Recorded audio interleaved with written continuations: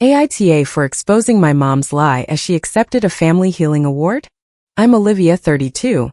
And I'm the oldest daughter in a family my mother spent years teaching strangers how to admire. If you watched Elaine's videos, you would think she raised two gentle, secure children in a home where nobody was ever shamed for having feelings.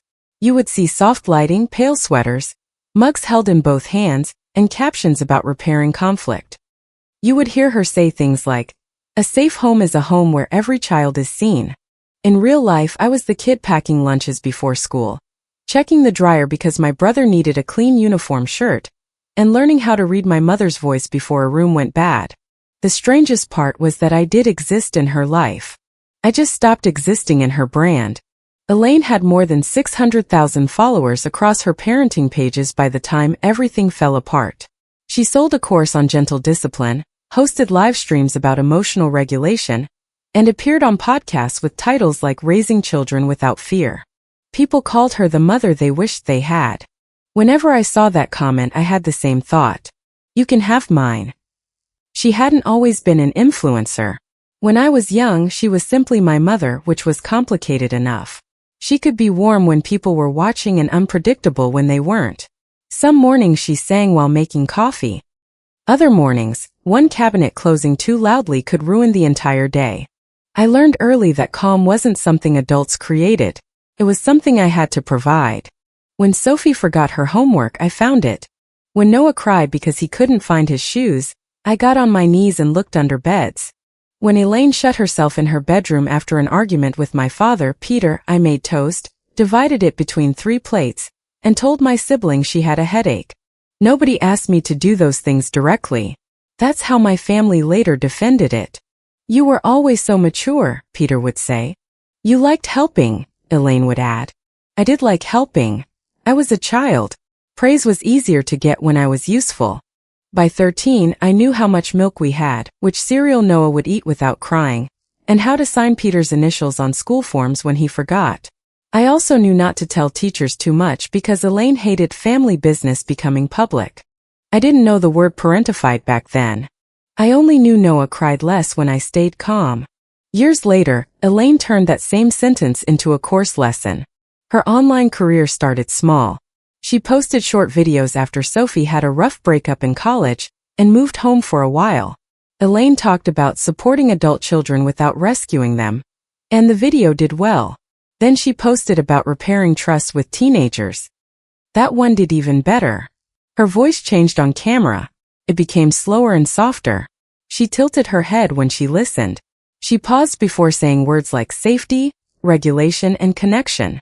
I remember standing in the kitchen during one of her first live streams while she told viewers, children should never have to manage a parent's emotions. Noah was at the table doing homework. He looked up at me. I looked away. First, I tried to be supportive. I shared one of her videos. I congratulated her when she reached 10,000 followers. I even helped her carry boxes of workbooks into the dining room when she launched her first paid workshop. I thought maybe she had changed. Or maybe she had finally found the language for things she regretted. I kept waiting for her to say, "I did this wrong." Instead, she said, "I learned this through raising my children." Then she began reducing the number of children she had. The first time I noticed was in a holiday post. There had been a family video with all of us in it. I had arrived early, cooked half the meal, and spent 20 minutes helping Noah fix a strand of lights. Elaine filmed clips throughout the afternoon. When she posted the final edit, I was gone. You could hear my laugh from the kitchen. My hand appeared for half a second passing Sophie a serving spoon. In one clip, my voice said, "Noah, shoes please," while he ran toward the front door. But I was never on screen. The caption read, "A quiet holiday with my 2 beautiful children." I called her. "Why did you write 2? There was a pause. Not a confused pause. Careful one. It flows better for the audience. I'm not asking about the flow. You have 3 children. Olivia, people know our relationship is complicated. They don't know I exist. That is not true. Then why did you cut me out?" She sighed in that soft, exhausted way she used whenever she wanted me to feel unreasonable. The video had a certain tone. "You were tense that day. I made dinner. This is exactly what I mean. You always turn something creative into an accusation. I hung up before I started arguing about whether my existence disrupted her emotional tone. A week later, I commented under the post, "Your oldest daughter had a nice holiday too." The comment disappeared within 10 minutes. Elaine texted me privately, "Please don't confuse strangers. They won't understand complicated family dynamics." I replied, "They won't understand them if you keep lying about them." She didn't answer. After that, the erasure became more polished. Her website bio originally said she was a mother of 3 navigating every stage of family life. A year later, it said she was a mother of 2 young adults and a teen.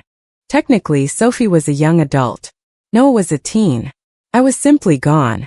In another post, Elaine called Sophie the daughter who first taught me what motherhood could become.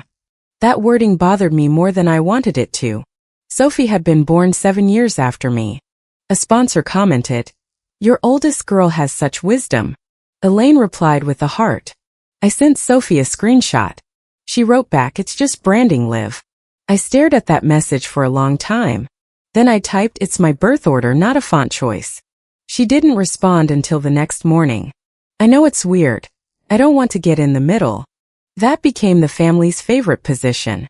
Nobody wanted to get in the middle, even though I was the only one being pushed out. Peter was the clearest about it.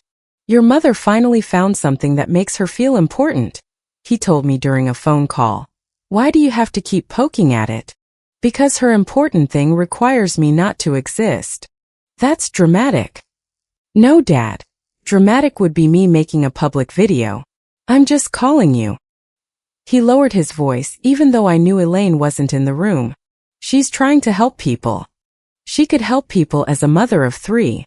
You know the history between you two is complicated." "What history?"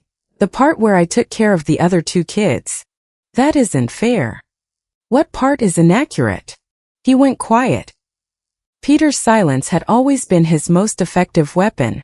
It forced everyone else to carry the conversation, the discomfort, and eventually the blame. Finally, he said, "Your mother needs this." "So did I said. "When I was 13. He ended the call soon after that. I spent years trying to handle the problem privately. I asked Elaine not to use details from my childhood. I asked her to stop telling relatives I was choosing distance, when she was the one excluding me from filming days and sponsor events. I asked her not to call Sophie her oldest daughter, even indirectly.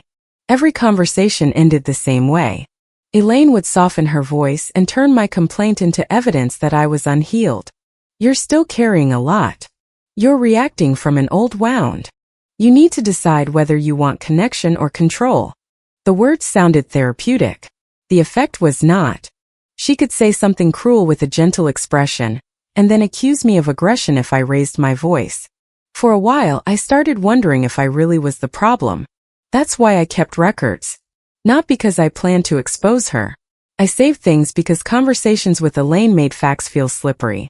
I saved deleted comments. I took screenshots of bios. I kept texts where she told me not to attend family filming days. I downloaded a holiday video before it vanished from her page. I also kept one voicemail. It was from the year before the award brunch, after I told her I would publicly correct a podcast host who introduced her as a mother of 2. Elaine called while I was in the grocery store. I didn't answer. Her message lasted just under a minute. The first few seconds were calm. Then her voice sharpened. "You need to think very carefully about what you're doing. You can either stay quiet or I can make sure everyone knows you were the unstable one. I have spent years protecting your privacy, Olivia. Do not confuse that with weakness." I listened to it twice in the parking lot. Then I emailed the audio file to myself. I still did nothing with it. That was the part some people later refused to believe. They assumed I had been waiting for revenge. I hadn't. I had been waiting for her to stop. The moment that changed everything came when I found one of her paid course lessons. A cousin had purchased the course after having trouble with her son. She called me because one story in the module sounded familiar. The lesson was called Regulation Before Resolution. In the video, Elaine described a chaotic school morning when one of her children became overwhelmed and began shaking near the kitchen table. She said the child was frightened because the house had been tense. She described kneeling down, lowering her voice and saying, "You are not responsible for the adults in this room." In the course version, that child was supposed to be Sophie. But it was my story. I was 13. Peter and Elaine had been arguing before school. Elaine threw a mug into the sink hard enough to crack it, grabbed her purse and left. Noah was little and crying because he thought she wasn't coming back.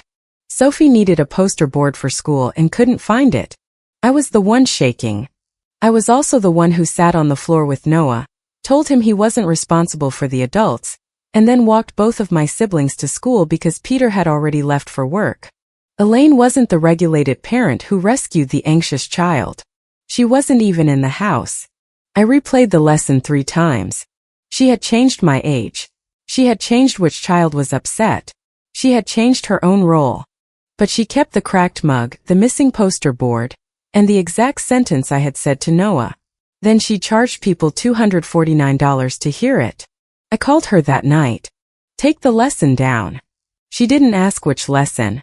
That course has been reviewed by professionals. It's my story. It's a composite. You included the cracked mug.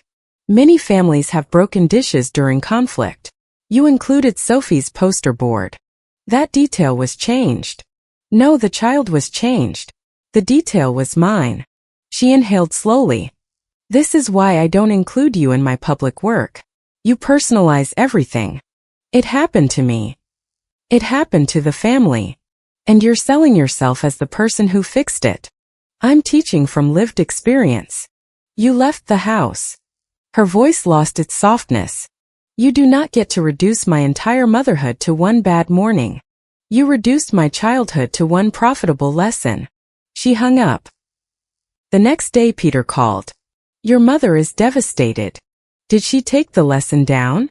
She says you misunderstood it. I was there. Memory is complicated. That sentence did something final to me. Not because it was new, because he said it so easily.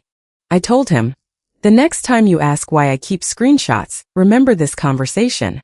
3 weeks later, my Aunt Camille forwarded me an event page. She added one sentence. I assume you're going? The event was an award brunch for creators and nonprofit partners working in family wellness. Elaine was being honored with an Inspirational Family Leadership Award. The page showed her smiling under a pastel banner.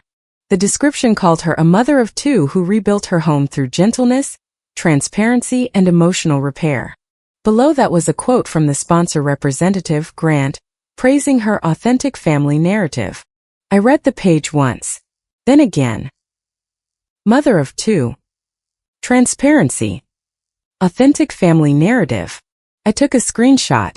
Before I could decide what to do, Elaine texted me. Please don't come. I need one day where the family looks peaceful. I didn't answer immediately. I put my phone down and made tea. I stood at the kitchen counter until the water went cold. Then I typed peaceful means missing me? She replied almost at once. This is an industry event. It's not the place for unresolved family pain. I wrote, you're receiving an award for resolving family pain. No response. That night Sophie texted me. Please don't make the brunch uncomfortable. Mom worked hard for this. I asked, did she tell you to message me? No. Then a second message came. Okay, yes, but I also agree with her. I sat on my couch staring at the screen. Agree with what? That the event isn't the right place. What is the right place? Private conversation. We've had those. She says you attack her. I ask her to admit she has 3 children. Sophie took several minutes to respond. Mom said not to bring you up because it complicates the brand. I read that sentence out loud. Then I replied, I'm not a complication. I'm her child. Sophie called me after that. She sounded tired, not angry. You know I love you. I know you like not being in the middle. That's not fair. It's accurate. She's going to fall apart if this award gets messed up. She's using my childhood in a paid course. I told her that lesson was too specific. That stopped me. You knew. I saw part of it before the launch. And you didn't say anything to me? I told her it sounded like you would recognize it. That's not the same as telling her not to use it. I didn't know what to do. You could have said, Olivia exists. That would have been a start. Sophie began to cry. Normally that would have made me soften. I had spent most of my life ending my own anger when someone else became upset. This time I let the silence stay where it belonged. Finally, Sophie said, I liked being the daughter everyone praised. It was the most honest thing anyone in my family had said to me in years. I know, I said. I didn't think about what it cost you. You didn't want to. No. We ended the call without resolving anything. The next morning I received an email from Brooke, my mother's brand manager. The subject line read, Award Weekend Risk Notes. The email began, Elaine, can you confirm the eldest child issue will not surface during award weekend? I stopped breathing for a second. Below that was an older chain. Brooke had asked whether all living children connected to the brand have consented to the family narrative. She also asked whether Elaine's use of the phrase mother of two could create a verification problem under a sponsor agreement.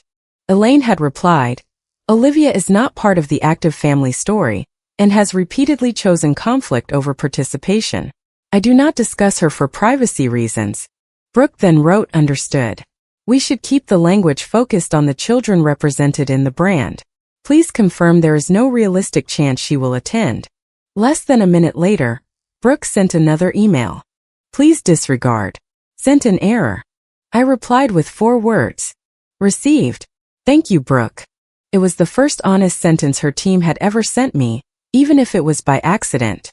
I printed the email. Then I started organizing.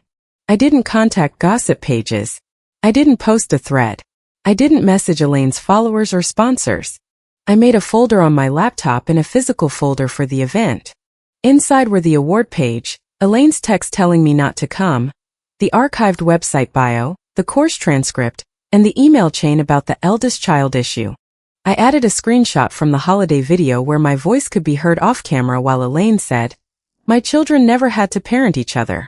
I found an old note from Sophie that I had kept in a box of school papers. Thanks for making breakfast when Mom wouldn't come out. I'm sorry I was mean about the cereal. Love, Soph. I didn't plan to read the note publicly. I brought it because I needed to remember that I hadn't invented my own childhood. Last, I edited the voicemail down to 43 seconds. I kept enough context that nobody could accuse me of stitching random words together. Elaine said my name, told me to remain quiet, and threatened to call me unstable if I spoke. I saved the original audio on my phone, my computer, and in an email to myself. I wasn't preparing for a meltdown. I was preparing an answer. Noah called me 2 days before the brunch. He was 19 and had grown up almost entirely inside Elaine's polished version of our family. He remembered me as the older sister who moved out early and stopped coming around as much. Mom says you're trying to ruin her award, he said. Did she tell you why? She said you think she ignores you online. That's one piece of it. What's the other piece? I hesitated. Noah had been little during the worst years. Part of me wanted to protect him from knowing how much of his childhood had been held together by another child. Then I realized protecting him through silence was exactly how our family worked. Do you remember the year you wore that blue school uniform? Kind of. Do you remember who got you ready most mornings? Mom. No. There was a pause. You. Yes. How often? Most mornings that year. That doesn't make sense. I know. I sent him the old holiday clip. In the background, my younger voice told him to put on his shoes and reminded Sophie about lunch money. Elaine's voice on the video said, Our family rhythm was always grounded in shared responsibility, never parentification. Noah watched it twice. Then he called back. Why were you off camera? Because I wasn't supposed to be part of the brand. Did Mom leave you out on purpose? Yes. He didn't immediately believe everything. I could hear him trying to fit the new information into the mother he knew. Maybe she thought you didn't want to be online. She told me not to comment because I would confuse people. That's messed up. Yes. Are you going to the brunch? Yes. What are you going to do? Tell the truth if she lies about me. He was quiet for a moment. Please don't go after Sophie. I'm not going after anyone. Mom says. I know what Mom says. That was the last conversation we had before the event. The brunch was held in a community center banquet room that had been decorated to look softer than it was. Pastel fabric banners hung behind the stage. Small cards on each table listed sponsor names beside phrases like safe families and honest healing. There were round tables, white tablecloths, coffee stations, and little jars of flowers that looked expensive without being memorable. I wore a simple navy dress and carried my folder in a plain tote bag. Camille had added me as her guest before she understood there was a conflict. My badge said Olivia, family guest. At check-in, the volunteer smiled at me and pointed toward Camille's table. Brooke noticed me before Elaine did. She crossed the room quickly, her heels clicking against the floor, her event smile fixed in place. Olivia, she said, I don't think this is the right setting. That seems to be the official family position. This is a professional event. I know. That's why the false claims matter. Her eyes moved to my tote bag. What did you bring? My name. Please don't do this. I haven't done anything. We can schedule a private conversation. I have records of the private conversations. Brooke lowered her voice. Your mother is being recognized today. There are sponsors here. I read your email. Her expression changed. Only for a second, but it changed. That message was sent in error. The address was in error. The contents were intentional. She glanced toward the stage where Elaine was talking to Grant. Give me the materials, Brooke said. No. I can review them. You already reviewed the problem. You called it the eldest child issue. That's risk management language. I'm a person. I understand that. No. You understand that I'm a risk. Before Brooke could answer, Camille walked over. There you are, she said, hugging me. Then she looked between us. Everything okay? Brooke recovered immediately. Of course. Just coordinating seating. I said. She was asking me not to speak. Camille frowned. Brooke said. I was asking Olivia to respect the program. I plan to, I replied. Especially the part about family honesty. Brooke walked away. Camille watched her go. What is happening? You'll hear it if Mom says what I think she's going to say. Camille looked unsettled. She told me you didn't want to be involved in the family anymore. I wanted not to be lied about. That's not how she explained it. I know. Camille took her seat without pushing further. Peter arrived with Sophie and Noah. Peter wouldn't look directly at me. Sophie did, but only for a moment. Noah gave me a small nod. Elaine entered the room last. She wore a pale cream suit and the expression she used for cameras.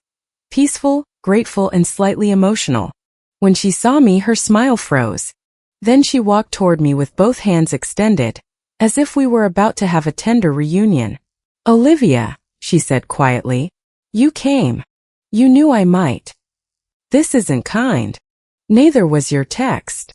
She leaned closer. You're choosing public harm over private healing. You made the harm public when you called yourself a mother of two. A photographer moved near us, and Elaine immediately stepped back. Her smile returned. We'll talk later, she said. No, we won't. For the first hour, nothing happened. People ate eggs, fruit, and tiny pastries. A moderator introduced creators who had partnered with family nonprofits. Elaine laughed at the right moments. Brooke moved between tables, checking her phone. I felt strangely calm. Not fearless. My hands were cold, and I could hear my pulse in my ears. But I wasn't confused anymore. When Elaine's award was announced, the room applauded. A short video played on the screen behind the stage. It showed clips from her live streams, photos of Sophie and Noah, and quotes from followers. One quote read, Elaine taught me that every child deserves to feel visible. I almost laughed. Elaine stepped to the microphone. She thanked the sponsors, her team, and the two remarkable children who allowed me to grow into the mother I was meant to become. Sophie looked down at her plate. Noah stopped clapping. Then Elaine continued. Family healing isn't about forcing closeness. Some people in our extended circle still struggle with resentment. Some choose bitterness over belonging. We can love them without allowing them to disrupt the peace we have built. Several heads turned toward me. That was when I knew she had planned for my presence. She wasn't surprised enough to avoid the subject. She had decided to define me before I could speak. Camille whispered, "Is she talking about you?" "Yes."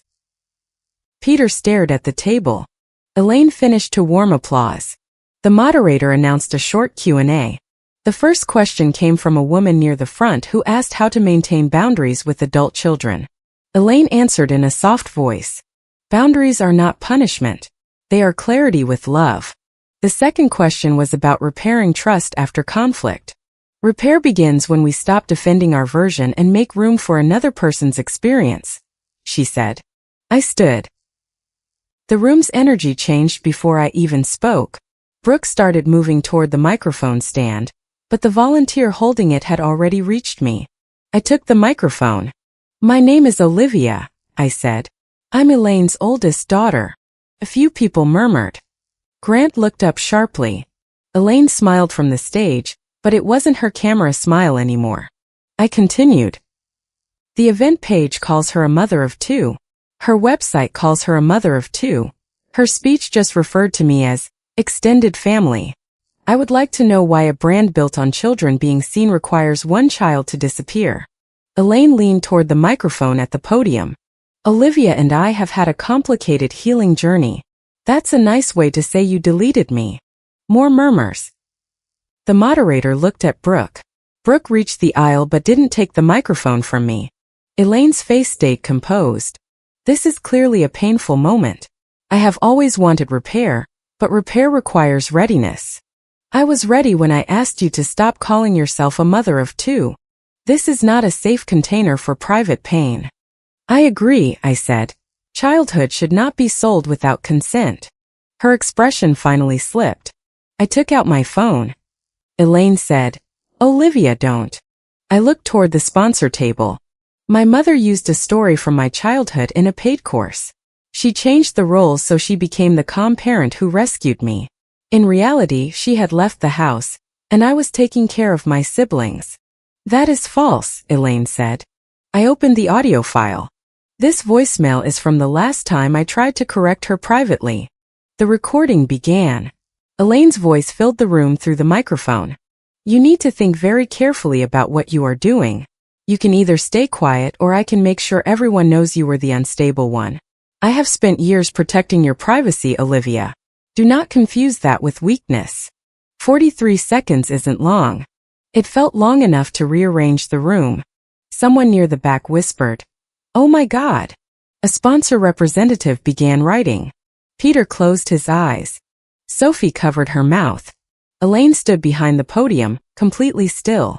When the audio ended, I said, "That is the voice behind the gentle parenting course." Elaine reached for her microphone. That message was taken out of context. Grant spoke before she could continue. Is Olivia your daughter? Elaine turned toward him. This is not the place to litigate a private family matter. That wasn't my question, Grant said. Is she your daughter? Elaine glanced at Brooke. Brooke's face had gone blank in the professional way people look when they are calculating damage. Yes, Elaine said. Biologically, yes. The word biologically landed harder than a denial. Camille pushed back her chair and stood. What does that mean? She asked. She's your daughter or she isn't. Elaine said. Camille, please. No. You told me Olivia walked away from the family. You told me she didn't want contact. I said the relationship was complicated. You let all of us believe she chose to disappear. Peter finally spoke. Camille, this isn't helping. She turned on him. Did you know? He didn't answer. Camille looked at me. I believed what I was told. I know, I said. Brooke stepped beside Grant. We need to pause this discussion, she said. Elaine. Do not answer another question until we review the materials. I opened my folder and removed the printed email. You may want to start with your own message. Brooke took it. Her eyes moved over the page. She already knew what it said, but Grant didn't. He held out his hand. Brooke hesitated, then passed it to him. He read the line aloud. Can you confirm the eldest child issue will not surface during award weekend? The moderator quietly set her notes down. Elaine said, that was internal language. It sounds worse than it is. I handed Grant the course transcript and the archived website bio. The course lesson uses my childhood. The current biography removes me. The earlier version says mother of 3. Brooke looked at Elaine. Did you confirm all children connected to the family narrative had consented? Elaine's voice tightened. Olivia is not part of the brand. I'm part of the childhood you sold. This is vindictive. No, I said. Vindictive would be making things up. I brought the missing fact. Grant handed the papers to another representative at his table. Our sponsorship was based on a truthful family narrative, he said. We are pausing participation pending a review. Elaine stared at him. You can't be serious. I'm being careful. Another sponsor representative gathered her bag. The two of them left before dessert was served. Nobody applauded when they walked out. There was no dramatic music, no screaming, no perfect movie silence. There were whispers. Chairs scraping. Phones being turned face down on tables. A volunteer quietly removed the microphone from my hand. Brooke stepped toward Elaine and spoke low enough that I couldn't hear every word. I caught live stream, legal, and stopped talking. Within minutes, the event replay disappeared from the organization's page. Elaine left the stage through a side door. Peter followed. Sophie remained at the table, crying without making a sound. Noah looked at me. Was that voicemail real? He asked. Yes. Did she really say that to you? Yes. He looked toward the side door where our parents had gone. I didn't know. I know. Brooke approached me again. I need digital copies of everything you referenced. I'll send them to Grant. This needs to go through the brand team. No. The brand team labeled me an issue. Her jaw tightened. This will have contractual implications. That's not my problem. You understand your mother could lose income. She used my childhood to earn it. I'm not debating the family history. Then don't. Verify the claims. For the first time, Brooke didn't have a smooth response. She walked away to take a call. I found Elaine in the hallway 10 minutes later. I hadn't gone looking for her. I was heading toward the restroom when she stepped out of a small conference room. Her eyes were red, but her makeup was still perfect. You humiliated me, she said. You called me extended family in front of a room full of people. You came here intending to destroy everything. I came with proof because you told me not to exist. You could have called me. I did. For years. You played a private voicemail. You used a private childhood in a paid course. That story belonged to the family. You changed the story so you were the hero. You remember everything in the most damaging way possible. I have Sophie's note from that morning. Elaine's face hardened. You dragged your sister into this? No.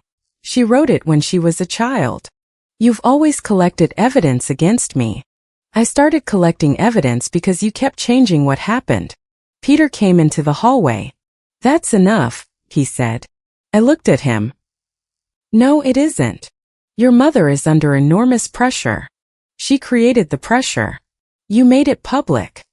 She made money from it publicly. Elaine pointed toward the banquet room. Do you understand what you've done to this family? I almost answered the way I used to. I almost explained every step, softened every phrase, and begged her to understand why I was hurt. Instead, I said, you turned me into a missing person inside my own family story. Her face twisted. That is so melodramatic. You said you had 2 children. You chose distance. You told me not to come. Because you behave like this. What behavior? Existing where sponsors can see me. Peter rubbed both hands over his face. I was trying to keep the family together. I turned toward him. You kept the image together. That's not fair. You knew she called herself a mother of 2. He looked away. You knew she used me as a caregiver. Your mother was overwhelmed. I was 13. We all did our best. No. I did an adult's best because both of you were busy protecting yourselves. Elaine started crying. Not the controlled tears she used on live streams. Angry tears. You have hated me for years. I kept asking you to include the truth. You wanted credit for raising Sophie and Noah. I wanted you to stop taking it. She flinched as if I had slapped her. Brooke opened the conference room door. Elaine, I need you inside. Now. Then she looked at me. The podcast scheduled for next week has paused the booking. The course promotion is on hold. Grant wants a full documentation review. Elaine turned toward her. You told them already? The live stream had viewers. Sponsors were present. We can't pretend this didn't happen. Fix it.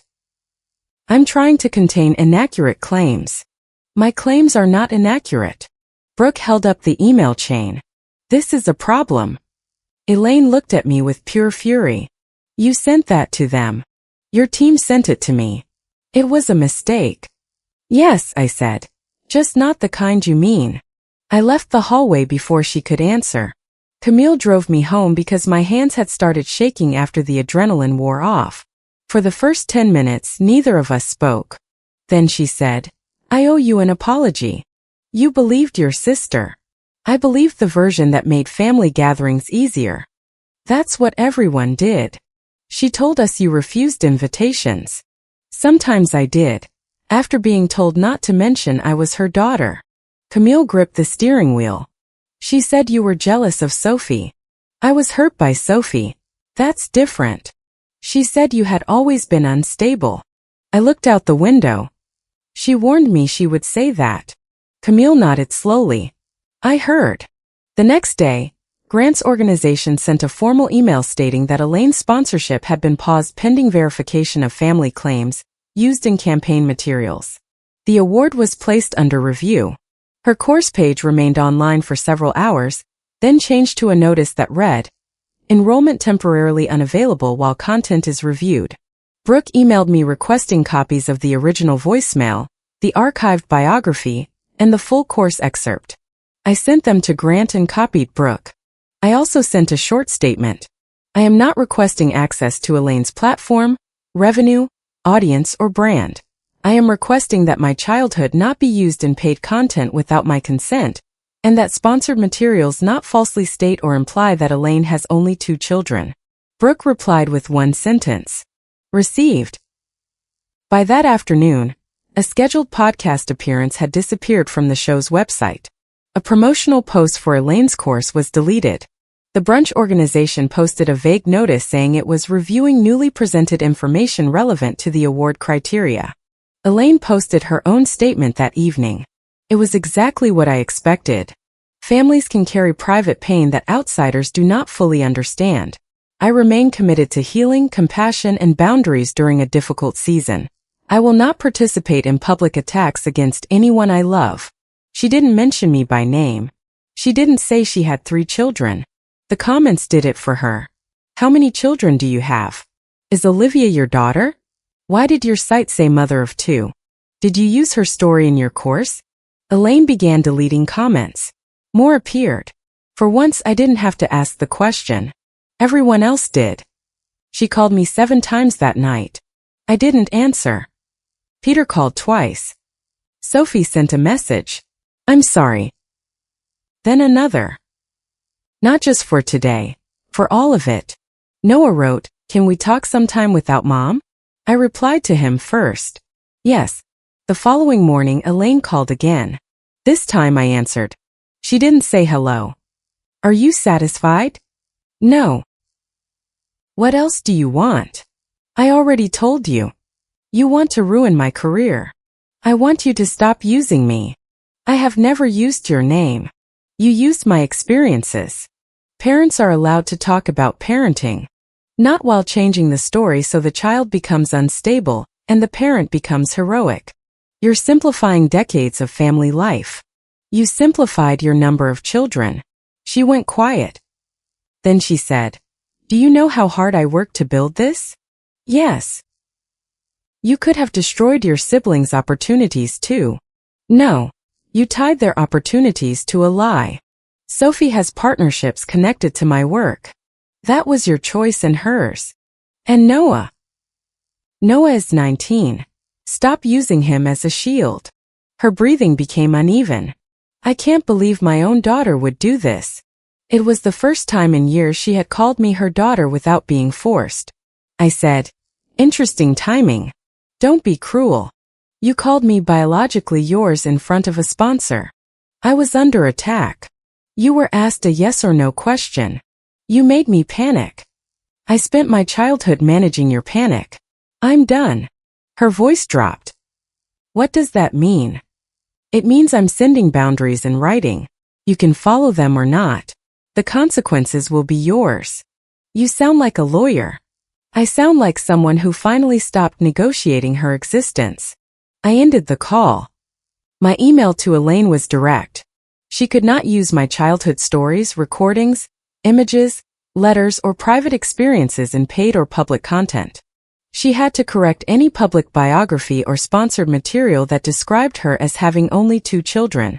She could not describe me as unstable, bitter, estranged, or unwilling to participate unless she could support the claim with full context.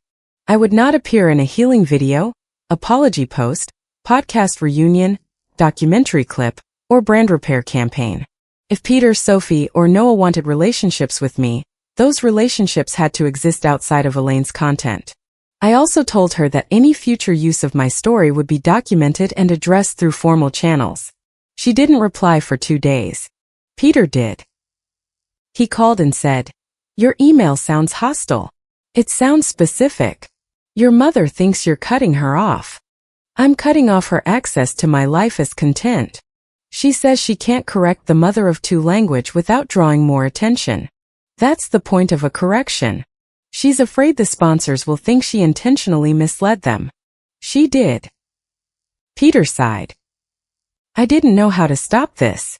You didn't have to stop all of it. What was I supposed to do? You could have said I existed. He was silent. Then he said, I'm sorry. It was weak. Not false exactly, but incomplete. What are you sorry for? I asked. For not getting involved. You were involved. You sided with silence. I was trying to keep the peace. Peace for whom? He had no answer. I told him I would not discuss Elaine's brand with him again. If he wanted a relationship with me, he had to talk to me as my father, not her messenger. He said he understood. I wasn't sure if he did. Sophie asked to meet me 3 weeks after the brunch. We met for breakfast in a quiet place with no cameras and no phones on the table. She looked exhausted. Mom thinks I betrayed her, she said. Did you? I told Brooke the core story came from you. I studied her face. Why? Because they asked. That hasn't stopped this family before. She nodded. I know. For a while she pushed food around her plate. Then she said, I like the brand. I know. I like people calling me wise. I like the invitations. I like being the proof that Mom did everything right. That was the role she gave you. I accepted it. Yes. She wiped her eyes. I should have corrected her. Yes. She looked surprised that I didn't rescue her from the guilt. I don't know how to make this right. You can stop making me responsible for making it easier. What does that mean? It means you don't need me to tell you you're a good person. You need to behave differently. She nodded. I told the sponsor reviewer that you made breakfast and helped with Noah. I told them Mom left that morning. Thank you. It may make the course situation worse. For her. Sophie looked down. I know. We didn't hug when we left. We did agree to meet again. That was enough. Noah took longer. He asked questions in short bursts over several weeks. Did I really walk him to school? Yes. Was Elaine gone the morning with the cracked mug? Yes. Did Peter know I was doing so much? Yes. Why did I move out as soon as I could? Because staying felt like being useful until I disappeared. He didn't answer that last message for a day. Then he wrote, I'm sorry I believed her. I told him he had been a child. Believing our parents had been his job. Camille began correcting relatives whenever Elaine's version came up. At one family dinner I didn't attend, someone reportedly called the brunch Olivia's public attack. Camille said, Elaine accepted an award as a mother of two. Her oldest child was in the room. Start there. That sentence traveled through the family faster than any explanation I had given. The professional fallout took months, not hours. Elaine didn't lose everything. Her account stayed active. Many followers defended her. Some said adult children weaponize therapy language against mothers. Others said every family has private conflict, and no parent should be judged by one voicemail. But the largest sponsor did not resume the partnership. The award organization changed Elaine's status from recipient to under review, then quietly removed her from the honoree page. The podcast never rebooked her. Her course eventually returned, but the lesson using my childhood was gone. The sales page no longer called her a mother of two. It described her as a parent and educator with decades of family experience, which was vague enough to be true and careful enough to reveal exactly what had happened. Brooke remained her manager for a while. She sent me a formal notice confirming that my personal stories would not be included in future paid materials without written permission. There was no apology in the email. I didn't expect one. Brooke cared about risk first and morality second. In this case, risk accomplished what family loyalty never had. Elaine made one public correction. It was buried in a long post about accountability. I am the mother of 3 adult children, and one of those relationships has experienced significant distance and pain. Previous language focused only on family members active in my public work. I understand that this created confusion. It wasn't honest enough to count as remorse. It was honest enough to end the lie. The comments were not kind. People asked why her own daughter had to confront her publicly before she admitted to the number 3. Elaine didn't answer. She later asked through Peter if I would record a private conversation that could be edited into a repair series. I said no. Then she asked Sophie to suggest a sibling reunion episode.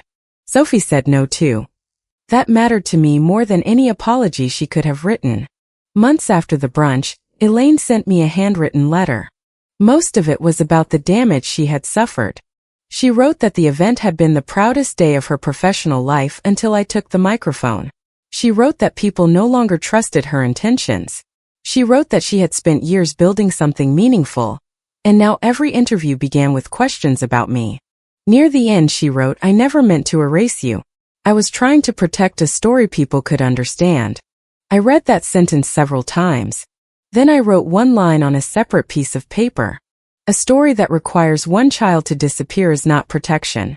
I didn't mail it. I didn't need the last word badly enough to reopen the conversation. That was another change. For years, I had thought being acknowledged meant persuading Elaine.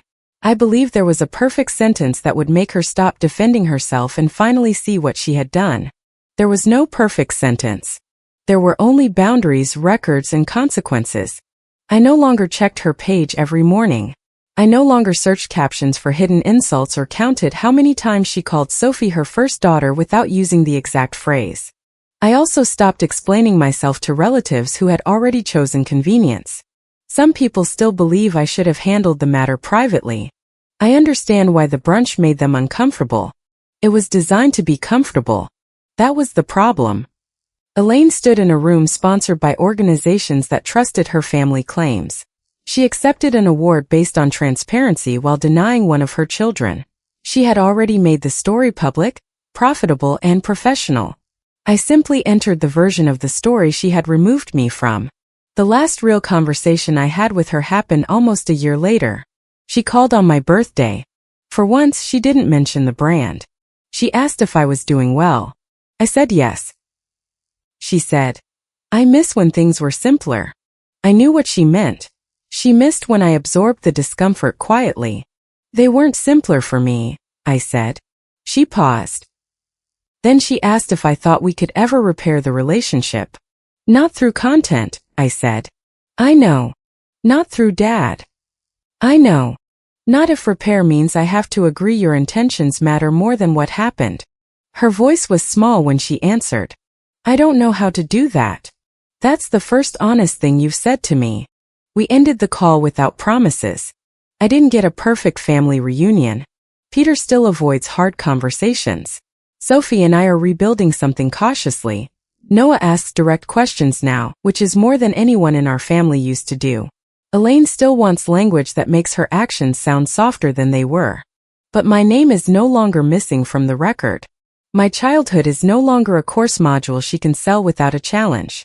And nobody gets to call me extended family, while using my life as proof of their kindness. I didn't ruin my mother's perfect family story. I just stopped letting her sell it with me missing from the picture. If you liked it, don't forget to leave a comment and support the channel by subscribing. See you in the upcoming stories.